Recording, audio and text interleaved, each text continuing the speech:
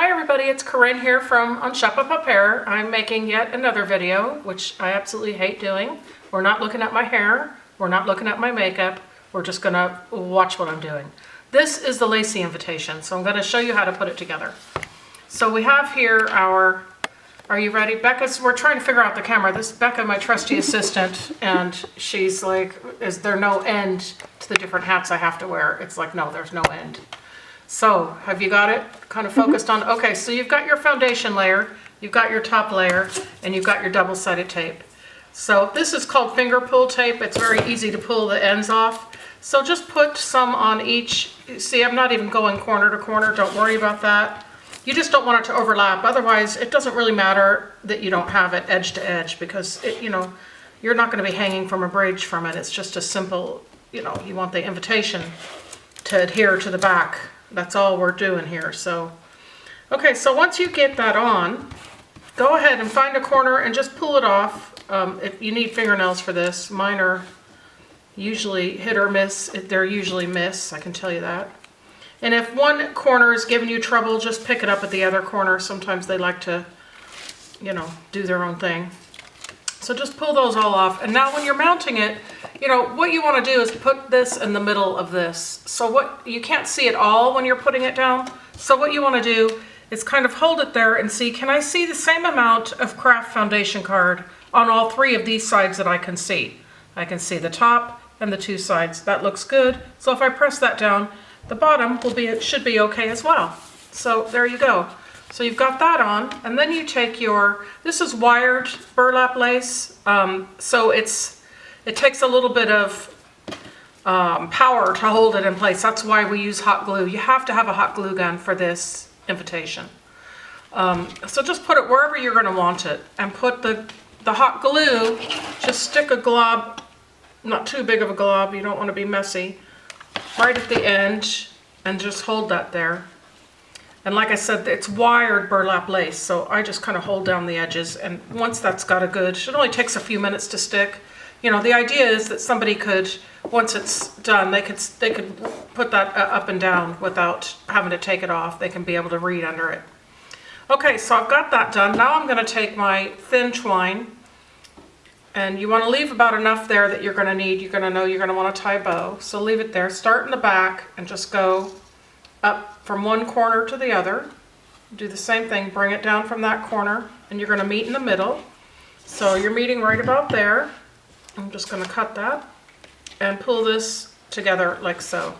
Okay, now you see that it's right in the middle. So I'm happy with the way that's looking. So I'm going to take my two roses. This particular bride wanted burgundy ones, so we inked them for her, and twist those together. And then probably you've been given, if you've ordered roses, a little manicure stick. Sometimes if I have these on hand, I'll throw them in there. And that's just if you want your stem to be curly. So I'm going to curl that stem up because I think it looks cute like that. So now I've got my stem curled up a little bit. This is ready to be tied on there. Just hold it down like you were wrapping a package and make a knot like so. Okay, so I've got that. I'm happy with that. I mean, it's not really a knot. I haven't tied it in a knot. Now I'm just going to make a little bow. So I'm just going to tie a bow,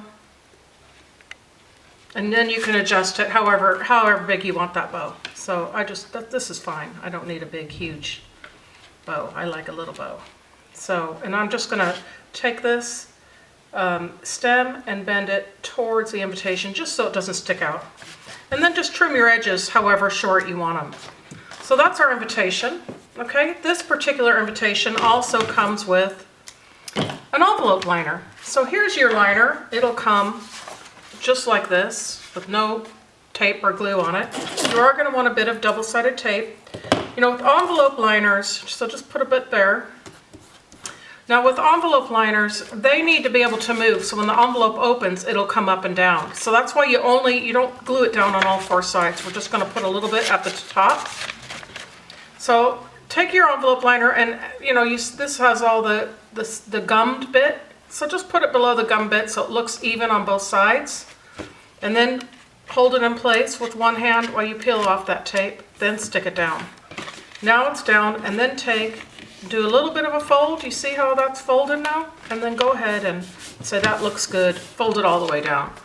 So now that's your invitation and your envelope liner. RSVP card, simple, simple, simple. We're just going to put on our finger pull tape. And again, you can tear this tape. It's simple to use. It doesn't have to go edge to edge. Like I said, you're not going to be, holding back a dam with it. You're just keeping this top layer adhered to the bottom layer. Just make sure it's not overlapped. That's the only problem you'll have. And don't worry too much about if these are perfect when you mount them. You just don't want them crooked. It doesn't matter if there's a little bit of brown craft paper showing more on one side than the other. That's fine. The main thing is that it's not crooked. Because if it's crooked, then it looks amateurish, and you don't want that. So these are easy because you can see all four sides. So just gonna line it up. That looks good, good, good. That's done. So then you have your little RSVP envelope, of which, of course, I don't have here because that would be me having my act together, which I don't. But anyway, let's just suppose I had it. So I would just stick that in there with the envelope, with the RSVP envelope, and just stick the whole lot into the invitation, and that's it. Now, very quickly, I'm going to show you this bride actually ordered an evening invite as well. So I'm just going to do this.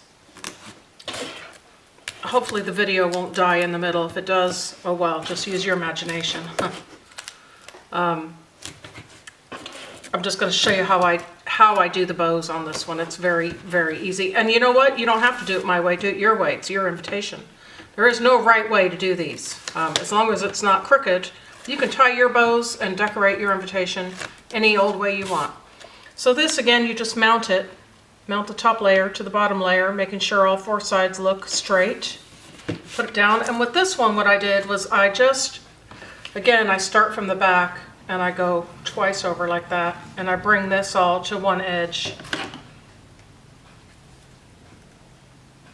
Like so. And this one, we'll go ahead and do the little rose here. Somebody just walking in. We'll be right with you. Okay, so this little rose. So I've got them both over here. I'm bringing them down to a point. I'm going to show you what I've done. Okay, do you see that? I've just made it a little bit. I've pulled it out on that side and that side. Just give it a little bit of interest so it's not just going straight. And then just put your flower on there. Your rose, tie it in a knot. And another knot.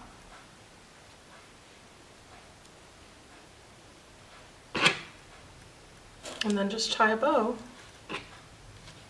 And I will adjust that bow after I get it tied. Okay, so it's a little bit big. I'm going to make it a little bit smaller on both sides and then pull it tight. And then again, I want this rose to be, you can kind of manipulate the rose. I'm bending it a little bit and bend again that stem towards the actual invitation so that it's not sticking out too far. So that looks really cute. I'm happy with that. So just trim off your ends. And there you have it. There's your evening invitation. Here's your day invitation. Again, when I package it up, I'd usually throw that in there, stick it in the envelope. Evening invitations just come with a plain. Of course, I don't have one here because, that would be called, what do we call that? We call that being organized? No, not happening. Okay, so this would have just a plain brown envelope like this, but a little smaller. Okay, or ivory, because you might have ordered ivory. That's it. That's it from me today. Thanks very much for watching. See you later. Bye.